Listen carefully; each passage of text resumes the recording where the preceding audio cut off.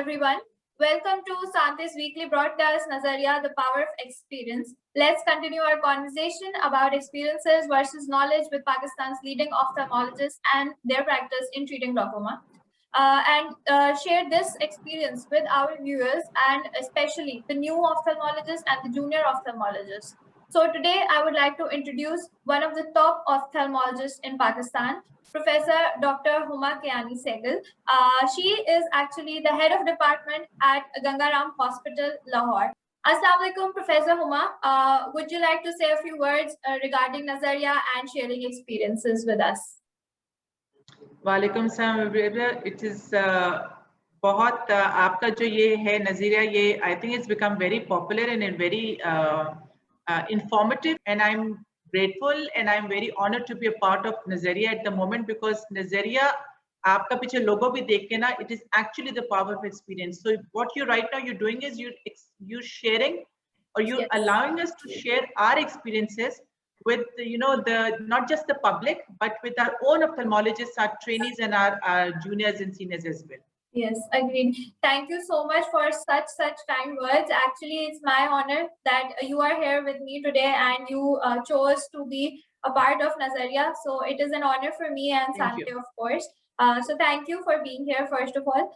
So let's start with our questions. And so can you please firstly briefly describe glaucoma? जब इसे कहते हैं glaucoma जो है ना, अगर उर्दू में ले लें इसको, तो इसको हम कहते हैं काला मोतिया. आप अगर सिंध की तरफ जाना तो वहाँ पे बड़ा कॉन्सेप्ट है कि इसको काला पानी कहते हैं. ठीक है, तो काला मोतिया या काला पानी एक ही मतलब है दोनों का, और इसको अंग्रेजी में हम कहते हैं ग्लूकोमा. अब काला मोतिया काला पानी जिससे आप होता है काला मीन्स डार्कनेस. ठीक है, उसको आई थिंक बड़े खूबसूरत तरीके से उसकी टर्मिनोलॉजी रखी गई है कि काला पानी और काला मोतिया की बिल्कुल डार्कनेस हो जाती है. और ये स्लोली एंड स्टेडली एक ऐसी बीमारी है कि जिससे आपकी ब्लड प्रेशर होता है बॉडी का, आपको होता है कि जो ब्लड प्रेशर ज्यादा और कम होना जो मेंटेन करता है आपकी खून की नालियों को, इसी तरह आपकी आंख का जो प्रेशर है और आपकी आंख की जो लुक है या जो उसको मैनेज करते हैं, वो एक आंख का प्रेशर होता है. और वो आंख का प्रेशर जिसे हम कहते हैं इंट्राऑक्यूलर प्रेशर, उस प्रेशर के उतार या चढ़ाव, वैसे जो जगह उतार का मतलब है कि ऊपर चढ़ जाना, जो अपने नॉर्मल रेंज से जब ऊपर चला जाएगा, तो एक उसका रीजन जो होता है ना, उसको जब प्रेशर ज्यादा होता है आंख का, तो उसको जब वो डैमेज करना शुरू हो जाता है स्लोली आपके पर्दे की नस को, क्योंकि जिस चीज का प्रेशर ज्यादा अगर आंख का, तो वो स्लोली बहुत आहिस्ता आहिस्ता करके आंख के प्रेशर की वजह से पर्दे की नस को डैमेज कर रहा है. और क्योंकि ये इरिवर्सिबल है, कि ये ऐसी चीज है कि आपको कुछ चीज होती है रिवर्सिबल, कि आपने फर्ज को किया, विजन वापस आ जाए या नजर वापस आ जाए. ये एक ऐसी चीज है कि नजर अगर आपकी प्रेशर के लाइक कॉन्स्टेंटली अगर ज्यादा रह रहे और मैनेज नहीं हो रहा, तो ये आहिस्ता आहिस्ता अपनी नजर आपकी उस इंसान की नजर को ये डैमेज करना शुरू हो जाती है. और जब कर ऐसा होता है कि इतना स्लोली करती है और इतनी वो लाइक होता है कि उसके कोई सिम्टम्स ही नहीं देते, सिवाय कि थोड़ा सा आंख पे दबाव है या हल्का सा हेडेक है या हल्का सा आंखों से पानी निकल रहा है, कि लोगों को no they take it lightly. कि जी तो ठीक है, हो सकता है नजर खराब हो, या देख लेंगे कि आंखें बंद कर ली या हेडेक किनर की गोली खा ली और उसका करके. तो कभी कभी ये इतनी देर से रखा होता है और प्रेशर आंख का बढ़ गया होता है कि वो बाय द टाइम दे कम कि काफी हद तक नजर आपकी ब्लड कमजोर हो गई होती है, और वो समझ रहे होते हैं कि जी शायद ऐनक की वजह से. तो किसी की भी आपको जिसको काला मोतिया हो या किसी की आंख का प्रेशर ज्यादा हो या उसको महसूस हो के भार है आंख में, या उसको सर में दर्द हो रहा है, और एज भी देखनी है, क्योंकि 40 एंड अबव एक आ जाती है जिसमें वेयर एंड टेयर आ रहा है ना, जिस्म की आपकी वैसे बॉडी चेंजेस आ रही है, उसी तरह ये एक बड़ा टाइम होता है जिसमें ये प्रेशर इफेक्ट्स ऊपर नीचे हो रहे होते हैं. तो उसके लिहाज से काला मोतिया क्योंकि इरिवर्सिबल है, तो ये आपकी नजर को आहिस्ता से खा जाएगी और ये फिर वापस नहीं आएगी.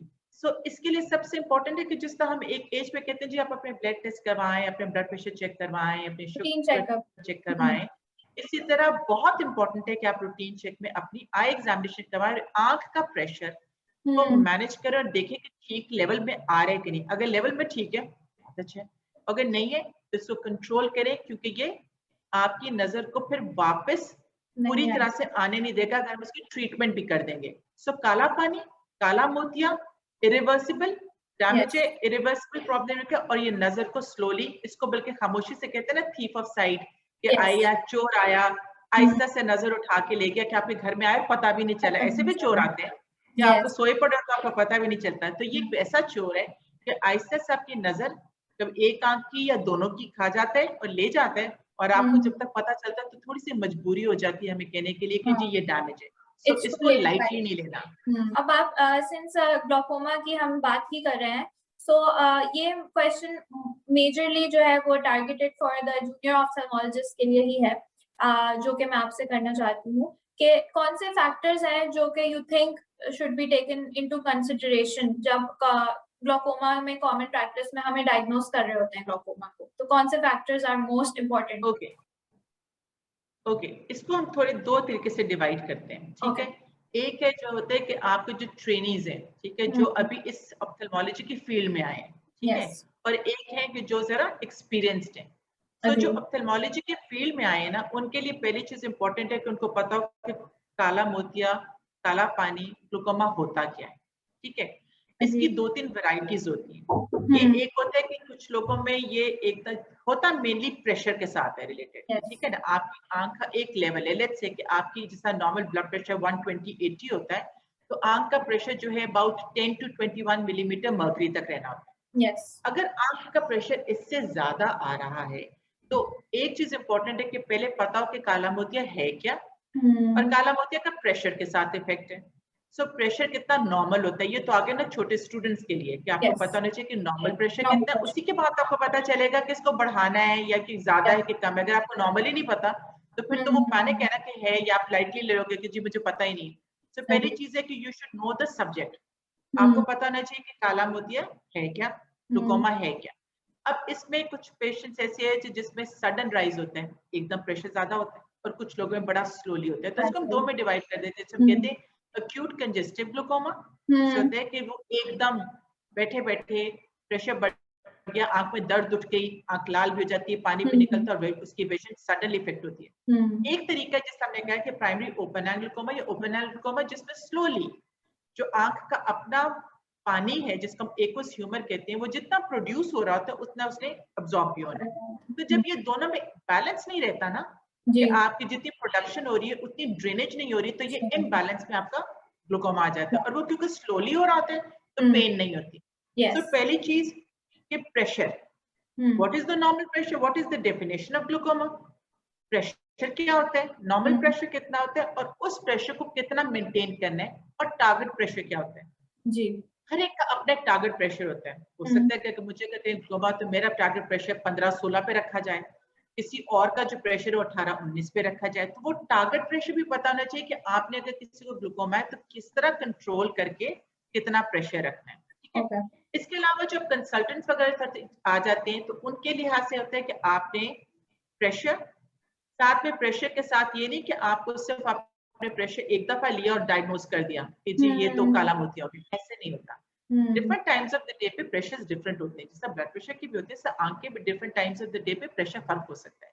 सो किसी को डायग्नोज करने के लिए, किसी को लेबल करने के लिए काला मोतिया, आपको पहला ही करना है कि different times of the day पे आपको प्रेशर, अगर किसी का ज्यादा आ रहा है या उसको सिम्टम्स है कि जी मुझे आंखों में दर्द हो रही है, मेरी नजर कमजोर हो रही है, मुझे भार पड़ता है आंखों में, पानी निकलता है, और आपने जब उसका प्रेशर लिया तो आपको लगा कि 23-24 से या किसी वजह से प्रेशर ज्यादा है, तो फिर वो एक से नहीं आप डायग्नोज करके कर दोगे। आपको मुख्तलिफ टाइम्स ऑफ द डे पे, डिफरेंट टाइम्स और मुख्तलिफ डेज के ऊपर वो प्रेशर्स को मॉनिटर करना पड़ता है। सो द स्टूडेंट्स और द ट्रेनीज, उनको पहले तो पता होना चाहिए कि इंट्राओक्युलर प्रेशर लेना कैसे, ठीक है। सो एक पहले ग्लूकोमा होता क्या है, उसकी टाइप्स क्या है, उसका प्रेशर नॉर्मल कितना है, प्रेशर फिर बढ़ा है तो उसके बाद different times of the day पे उसको करना है, और उसको लेना किस तरह है, ठीक है। प्रेशर लेने का तरीका होता है वो डिपेंड करता है कि आप न्यूमोटिक है कि आप उसको एयर पफ से कर रहे हैं या आप उसको टोनोमीटर से कर रहे हैं। सो प्रेशर लेना, और फिर इसके साथ आपने जिस जगह से ये पानी निकलता है, मीनिंग ड्रेन होता है, जिसे हम एंगल ऑफ द कहते हैं इंटीरियर चेंबर, उसको देखना, और उसके जो है ना एनाटॉमिकली कि उसके क्या स्ट्रक्चर्स हैं, और उन स्ट्रक्चर्स, किस स्ट्रक्चर को देखने से पता चलेगा कि ग्लूकोमा कितना ज्यादा है, कम है, वो देखना आना चाहिए। पीछे फिर पर्दा देखना चाहिए, क्योंकि पर्दे की नस होती है जिसको हम ऑप्टिक नर्व कहते हैं, उस ऑप्टिक नर्व में भी कोई भार पड़ रहा है, उसका रंग बदल रहा है, उसमें कपिंग हो रही है, तो सॉरी ट्रेनिंग, उसको प्रेशर, ग्लूकोमा की डेफिनेशन, उसको प्रेशर लेने का तरीका, प्रेशर नॉर्मल कितना है, मुख्तलिफ टाइम्स ऑफ द डे में, फिर उसके बाद एंगल जिसको गोनियोस्कोपी कहते हैं वो, और पीछे ऑप्टिक नर्व को एनालाइज करना कि वो नॉर्मल है कि नहीं, ये आना चाहिए। जब ये सारी चीजें, और फिर डायग्नोस्टिक में होते हैं कि डिफरेंट टेस्ट होते हैं जिसको आप कहते हैं ऑप्टिक नर्व टेस्ट या विजुअल फील्ड टेस्ट, ये कॉम्बिनेशन जब होगी तो तभी आप उसको डायग्नोज करके कहेंगे कि ये काला मोती है। सिर्फ प्रेशर से नहीं बात बनती।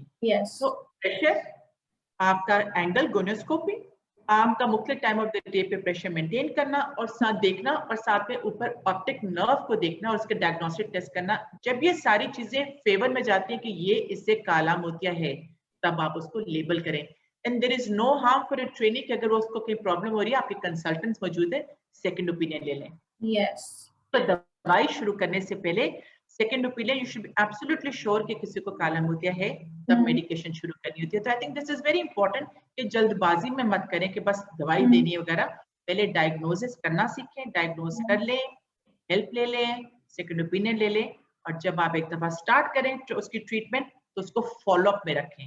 वेरी इंपॉर्टेंट कि आप उसको छोड़ नहीं देना, दवाई दे दी तो हो गया, क्योंकि आपने उसको फॉलो अप करना है कि उसका प्रेशर अब इन दवाइयों से मेंटेन हो भी रहा है कि नहीं। है तो फिर सब अल्लाह का शुक्र है, जिंदगी गुजरती है।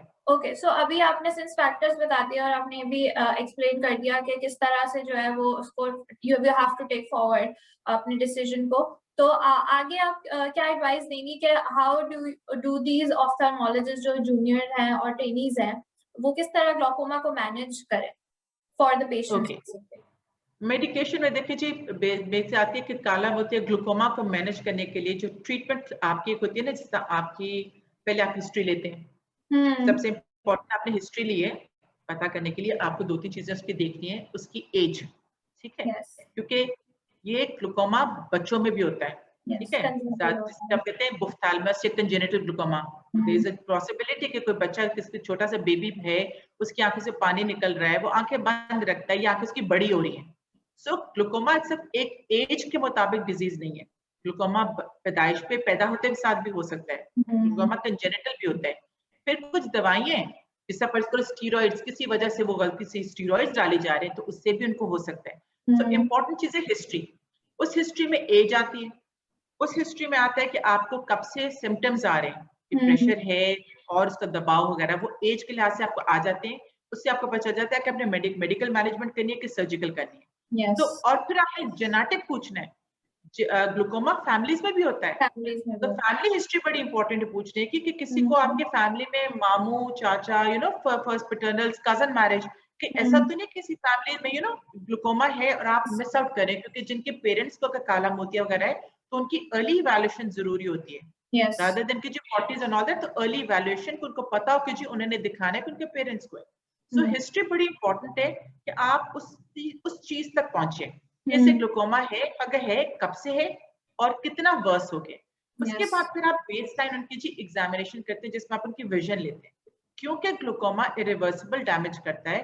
तो अगर उनकी शुरू की विजन अच्छी है, तो दैट मीन्स कि आप उनको अच्छी मेडिकेशन से उनकी विजन को बचा के अच्छा रख सकेंगे। अगर शुरुआत में जब पेशेंट आपके पास आता है और उसकी विजन काफी पुअर है, तो वो विजन उसकी बेसलाइन बन जाती है। तो उसके मुताबिक वो फिर इसको आगे डील करें। पेशेंट को काउंसिल करना बहुत इंपॉर्टेंट है कि ये लाइफ लॉन्ग है। सो स्टूडेंट्स को मैं बहुत कहूंगी कि ये चीज खत्म नहीं होती यहाँ पे कि जी आपने कर लिया, एग्जामिन कर लिया, डायग्नोस कर लिया, फॉलो और बैठ के पेशेंट के साथ, उसकी फैमिली के साथ बैठ के उसको काउंसिल करना जरूरी है कि लाइफ लॉन्ग है। अगर आप मेडिकेशन नहीं डालेंगे तो ग्लूकोमा वर्स करेगा। जिसका खाना पीना जरूरी है, जिसका पानी पीना जरूरी है। अगर कोई डायबिटिक है तो उसको अपनी आई ड्रॉप्स जो गोलियां खानी जरूरी है, ब्लड प्रेशर से कंट्रोल करना। तो इसके लिए बड़ा इंपॉर्टेंट है कि ये लाइफ लॉन्ग है। ये ग्लूकोमा ऐसे नहीं कि आज है तो कल आप मेडिकेशन छोड़ दें या उसको मिस कर लें। सो आई थिंक हिस्ट्री, एग्जामिनेशन, और जो मैंने पहले पॉइंट्स दिए कि जी आप प्रेशर लेंगे, एंगल करेंगे चेक, आप उसकी डायग्नोस्टिक करेंगे। So professor Uma, as we were talking about glaucoma management earlier and the advice that you wanted to give the junior ophthalmologist, you mentioned about treating the patient. So I want to know, what is your preference of treatment in terms of medication when treating your patient with glaucoma? Okay, the thing is कि medication, when we talk about medication, तो glaucoma की treatment जो guidelines हैं, we have to follow them. और Yes. आपकी जो international guidelines हैं, उसके मुताबिक the first thing that you have to do is first once you've diagnosed glaucoma, तो उस वक्त then you start with the medical treatment. First you have to observe. Yes. Once you're sure everything is like, okay, it's going and pointed towards glaucoma diagnosed, then you start with the treatment. Yes. And now the treatment where you counsel the patient, the medications that we're going to give, ये medications जो हैं that you'll be using on a daily basis. अब आपको उसके patient का lifestyle भी देखना है कि compliance भी देखनी है. So whatever the medication will be given, you have to look at the patient's lifestyle, you have to look at the financial status, you've got to look at the patient's compliance. Yes. क्योंकि बहुत से ऐसे लोग होते हैं कि जो इतना काम पे होते हैं, वो सुबह ट्रैवल करते हैं, शाम तक ट्रैवल कर रहे हैं या घर नहीं होते, तो उनको अगर आप 2-3 दफा मेडिकेशन देंगे तो उनके लिए मुश्किल हो जाएगा. Yes. आपको ये भी देखना है कि पेशेंट की मेमोरी कैसी है ना, कॉज का हेल्पर कौन है. Yes. अगर वो ओल्ड एज है तो खुद मेडिकेशन डाल सकते हैं कि नहीं डाल सकते, और कौन उनको हेल्प करेगा. आपने किसको बताना है कि मेडिकेशन करनी है, क्या पेशेंट को बताना है या पेशेंट के हेल्पर को भी हेल्प जरूरत है कि they will also help out. So it's a family affair, you've got to have the family there once you're going to offer them treatment. Now the treatments, the guidelines tell us that the treatment has to start with topical medication. इससे मतलब है कि आप medical management पहले करेंगे. Medical management से अगर नहीं improve करता, तो medical management you start with one medication, one eye drop के फॉर्म में डालें, और वो भी तब देखते हैं कि आपकी baseline क्या है. अगर आपका pressure थोड़ा बहुत ज्यादा है, so then you start with one medication, right? Yes. You start with one eye drop, और depending कि वो आपने once a day डलवाने हैं या पेशेंट को twice a day करवाने हैं, वो आप select करेंगे. दूसरी चीज, अगर शुरुआत में इसका प्रेशर बहुत हाई है, like in the sense कि उसका प्रेशर 30s or 40s में जा रहा है, so one eye drop or one medication is not going to bring it down. So in then you've got to choose whether उससे भी medical management ही होगी, and you've got to choose whether the eye drops that you're going to choose उसमें one drug होगी या combination of drug होगी. Yes. और फिर आपको ये भी देखना पड़ता है कि अगर उससे भी नहीं हो रहा, you want more drastically the pressure to come down to the normal below 21 and all that, तो उसको आपको सिस्टमिकली टैबलेट फॉर्म में किसी और फॉर्म में तो नहीं करना. सो गाइडलाइंस के मुताबिक पहले you start with the medication form of eye drops, one drop, like one drug. अगर उससे नहीं होता, 2 drugs. You can go up to 3 drugs. Yes. वो आजकल तो इतनी टेक्नोलॉजी, इतना अच्छा एडवांस मेडिसिन कर चुकी है कि एक ही आई बॉटल के अंदर 2 मेडिकेशंस भी ऐड हुई है. एक ड्रॉप डालेगा, एग्जैक्टली द कॉम्बिनेशंस. तो ये नहीं है कि जी आपने एक ड्रॉप डाला फिर 5 मिनट बाद दूसरा डालना, तो you can give them a bottle that has more than 1 medication. अब अगर मुझसे पूछे कि ये नहीं ठीक होगा, तो फिर then you go towards the lasers और then you go towards the surgical options. But the first option is always the medical option, and always good to start them with eye drops, but eye drops with simple ones, once a day or twice a day. अब depending कि कितना patient कर सकता है, तो आजकल के time से it's good कि अगर वो once a day पे करें, तो once a day पे compliance भी अच्छी होगी, उनको याद भी रहेगा. और बहुत से टाइम होता है कि अगर फर्ज करना कोई ऐसी मेडिकेशन है जब शाम को दे सकते हैं, अपने ऑफिस से वापस आ गए, अपने कामों से खत्म करके, तो शाम को they feel comfortable in putting a drop. So how you were talking about the combinations and the single dosing of this singular medication as well. So how has your experience been with dorzolamide and timolol fixed combination?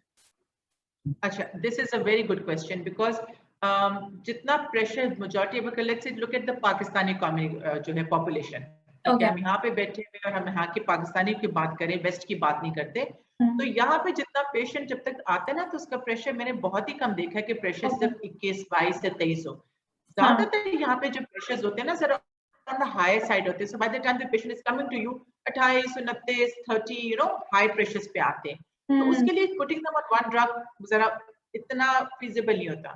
So combination drugs में जिसमें आपके जो होते हैं ना, आपने देखना होता है कि आपने जो आपका एक्वस ह्यूमर जो प्रेशर बढ़ाता है, उसकी प्रोडक्शन आपने कम करनी है या आपने उसकी ड्रेनेज ज्यादा करनी है. सो कॉम्बिनेशन जब आप ड्रग्स लेते हैं, उसका एडवांटेज ये है कि जैसे let's say we talk about codozole at the moment, जिसमें आपकी कॉम्बिनेशन ड्रग है. अब ये कॉम्बिनेशन ड्रग है कि ये आपकी एक इसमें ऐसी ड्रग है कि जो आपकी प्रोडक्शन कम रहती है, मीनिंग जो आपकी एक्सेप्ट प्रोडक्ट जो जितना एक्वस ह्यूमर प्रोड्यूस हो रहा है उसको थोड़ा सा कम करेगी और ड्रेनेज को भी इम्प्रूव करेगी। Drainage improve और करेगी। एक और उसमें ड्रग डली है जिसको कहते हैं डोजोलामाइड जो है 2% जो है it improves the drainage. So Yes. आपको ये दो कॉम्बिनेशन ड्रग्स रादर देन एक का काम करें कि प्रोडक्शन कम करें या ड्रेनेज ज्यादा करें, कंबाइन करके जब करती है तो आपका 30-40% से भी ज्यादा ये असर करके आपका प्रेशर लोअरिंग इफेक्ट आता है और वो टारगेट प्रेशर जो आपने मेंटेन करना है पेशेंट का उस पे पहुंचना आसान होता है। देन ट्वाइस अ डे अगर आप डालने पेशेंट के लिए ट्वाइस अ डे डालना रादर देन 2 बॉटल्स पकड़ने के, वो ट्वाइस अ डे जब डालते हैं एक ही बॉटल में जिसमें 2 ड्रग्स है उनके लिए आसान होते हैं and they feel that I believe कि कंप्लायंस हमें बहुत अच्छी मिल जाती है इस पेशेंट की जिसमें कॉम्बिनेशन ड्रग्स होती है। So that's how we go about it. You talked जी। about, you mentioned about Codorzel. I want to know that how has your personal experience been with it during your practice? मैं actually I will not be होता है ना baby because I am talking in on नजरिया या कोई बायस है, मैं No, बायस no, नहीं no. होंगी एंड Of चलिए तो course. मेरा अपना Open अपना जो forum. एक्सपीरियंस है if you ask me मेरे like I work in a public sector also and I work in a private sector also, so दोनों के लिहाज से if you say कि होता है ना कि इसका आपसे एक होता है कि आपको मेडिकेशन फाइनेंशियल लिहाज से पेशेंट की आपने Yes, of कम course. करना है, उसको भी देखना है, आपने देखना है उसकी पॉकेट को भी देखना है, राइट? Yes. सो जब आप कोडोजोल की बात करते हैं कि एक pocket wise financially it's very stable कि आपको पेशेंट अफोर्डिंग है, वो अफोर्ड कर लेता है आसानी से ये मेडिकेशन। दूसरी इसकी कंप्लायंस अच्छी है, तीसरा इसका रिजल्ट्स बहुत अच्छे हैं। It's not that I am talking about कि जस्ट बिकॉज मैं इसको कर रही हूँ, मैंने बहुत सी मेडिकेशंस को इस्तेमाल किया लेकिन मुझको if you ask me I enjoy giving Codozol to my patients because I know that when they come back and when I check the pressure, I am happy कि वो जो pressure उनका pressure lowering effect जो आता है Codozol से या Dozolamide and combination of Timolol के साथ ये जो combination के साथ आता है, I feel कि I've done the right thing, जो मैंने उनको medication prescribe किए, that medication is working for them और वो उनकी pocket के लिए भी जरा कंफर्टेबल है और वो सुबह शाम डालने में कंप्लायंट है, उनको फीलिंग अच्छी होती है कि ये कॉम्बिनेशन है ना, तो कॉम्बिनेशन उनको ज्यादा परसेंटेज लोअरिंग जो है ना आपका जितना है वो मेडिकेशन का जितना हम उसको ड्रॉप करना चाहते हैं प्रेशर इफेक्ट वो ज्यादा अच्छा मिलता है। That's actually a brilliant feedback from you as well, and it is of course valuable whatever you have told us about the combination as well. Last question with you. I have taken too much of your time today. Just last question: that what is your take-home message for the trainees and the young ophthalmologists who are watching you today? अच्छा, इनको जो है ना एक तो ये दे are the future, ठीक है? मैं हमेशा कहती हूँ कि they are the future and ophthalmology lies in the hand, ठीक है? इसको और अल्लाह ने उनको क्रीम बनाया है, so they are the cream of the nation. और बड़ी मुश्किलों से इतनी मेहनत है मेडिसिन में, इस मेहनत के बाद वो फिर आके स्पेशलिटी करते हैं, सुपर स्पेशलिटीज लेते हैं and they become ophthalmologist. Apart कुछ सर्जन्स है, कोई और बनता है, but they choose to be ophthalmologist. Yes. So as an ophthalmologist, life then begins here for them in the field of medicine, in the field of ophthalmology. जितना knowledge हासिल कर सकते हैं आप करें। नॉलेज सिर्फ बुक्स में नहीं है, नॉलेज आपको वेबिनार्स में, नॉलेज आपको कॉन्फ्रेंसेस में, नॉलेज आपको अपने बड़ों से, अपने सीनियर्स से, सुपरवाइजर से, आपके कॉलीग से मिलती है। और पेशेंट सबसे बड़ा आई की सबसे ब्यूटी ये है कि आई पे की सारी चीजें सामने आपके एग्जामिनेशन में पड़ी होती है। आपका patient is your best teacher, so उसको अवेल करें। Knowledge is not bound to books, knowledge को प्रैक्टिस एंड स्किल, आपकी theory and practical go hand in hand. जितना लर्न करेंगे, जितना पेशेंट्स को देखेंगे, जितना उनके साथ काउंसलिंग करेंगे, जितनी एम्पैथी और सिंपैथी आप में होगी, you will be a good ophthalmologist. And काम में सबसे एंड में कहूंगी फॉलो अप। हमारा काम खत्म नहीं होता बाय डायग्नोसिस, हमारा काम वहां से शुरू होता है to make sure whatever medication और whatever you diagnosed for the patient आप उसको फॉलो अप में रखें ताकि वो एक हेल्दी लाइफ गुजार सकें। सो मेरे लिए मेरे जो जूनियर्स हैं उनके लिए, ट्रेनीज के लिए मैं हमेशा कहती हूँ कि लर्न करो, कहते हैं ना ट्रैवल करो। ये कहीं नहीं लिखा कि आपने जाना है चाइना जाना है या यूएस जाना है लर्न करने के लिए, जाना पड़े गुजरावाला जाना पड़े, मुल्तान जाना पड़े, कहीं जाना पड़े to learn from your seniors, to gain experience. उनके एक्सपीरियंसेस सुने, पेशेंट्स को देखें, पढ़ें, समझें और जो नहीं समझ आती चीजें पूछें। हम Yes. डरते हैं हमारे टीचर के जी पूछ लेंगे तो पता नहीं लगेगा कि हमें कुछ आता नहीं है। It doesn't work that way. You ask and you learn, and sometimes Yes. when you talking about a subject, आप ज्यादा learn कर रहे होते हैं, चीजें clear Agreed. होती जाती हैं। So learning should not be confined to books. Learning is it's like an ocean. आप जितना उसके पास जाएंगे उतना डीप जाते जाएंगे, उतना आपको समझता जाता जाएगा कि ये इसमें कितनी गहराई है और इसमें कितनी चीजें हैं जो अभी आपने और लर्न करनी है। So don't stop just because you're becoming a fellow. The training, your knowledge is endless, और इसको बना के रखें और पढ़ें और अपने आप को स्किल्स को और अपनी थ्योरेटिकल एंड प्रैक्टिकल नॉलेज को दोनों को कंबाइन करके अप्लाई करें। Agreed. Professor Huma, आपने जो अभी knowledge और experiences की बात की है, that is all Nazariya is about. Also, we also say that experience has power, and it is इसकी हम लोग कहते ही हैं कि Nazariya is the power of experience. So basically, आपकी जो knowledge थी, जो आपने अपना experience share किया और जितने भी हमारे leading ophthalmologists हैं, उनसे ही हमारे major जो objective ये है कि learn करें और ज़्यादा से ज़्यादा knowledge gain करें. So thank you so much for your time, and thank you so much for giving us the opportunity to discuss and share your experiences and amazing actually advice for the ophthalmologists and general public as well. Thank you for coming. Any last words so that we can close up the session? I think, first of all, thank you so much for inviting me. I think it's an honor to be here and talk about experiences, because I think webinars or pages or should all be about experiences, because books की चीजें तो होती हैं. This is all about what you learn from people. You know, the good things, the bad things, how somebody made it to this level. Sometimes लोग समझते हैं कि वैसे ही आप आगे हो and all that. It takes time. It takes a lot of hard work and patience to get to, to the level to exchange experiences, to exchange ideas. तो आपने नजरिया के थ्रू एक चीज जो शुरू की है कि आप experiences को highlight करवा रहे हैं, ताकि it's not only for juniors, it's for me. जब मैं आपके प्रोग्राम को देखती हूँ तो I learn a lot also, क्योंकि किसी और मेरे कॉलीग की the way of practicing वगैरह अगर वो मुझे समझ लगे कि नहीं है तो वो I learn and I opt that. ठीक है ना, वो मैं अपनी experience में adapt करती हूँ. So I think Nazariya is allowing us to become more, to adapt and to experience and to learn from each other and to apply on ourselves also. It's not just for others. I think I learned a lot from I learned a lot from all my senior colleagues.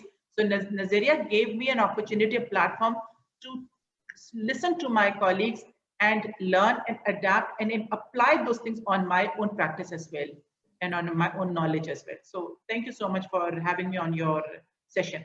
Thank you so much. It was an immense pleasure for me to have you here, and it was a really great discussion. I hope you also enjoyed it. So let's close this, and I hope all the viewers also learned from you today and Nazariya. So thank you so much, and Allah Hafiz. Thank you. Allah Hafiz. God bless. God bless.